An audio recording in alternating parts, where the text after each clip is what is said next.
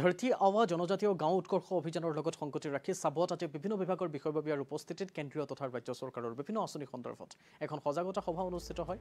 ইয়াৰ লগত সংগতি ৰাখি স্বাস্থ্য শিবিৰ আৰু আধাৰ পঞ্জীয়ন শিবিৰৰো আয়োজন কৰা হয়। উল্লেখযোগ্য যে ধৰতি আৱা জনজাতীয় গাঁও উৎকৰ্ষ অভিযানৰ অধীনত জনজাতীয় গাঁওসমূহত 30 জুনলৈকে উন্নয়ন আৰু বিকাশৰ কাৰ্যসূচী চলি আছে।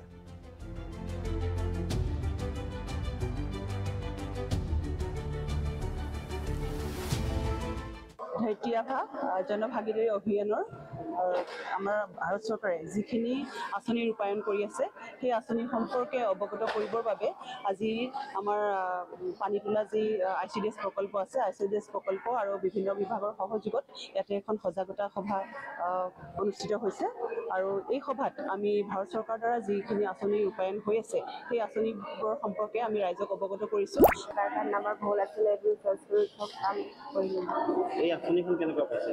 ভালেই পাইছোঁ।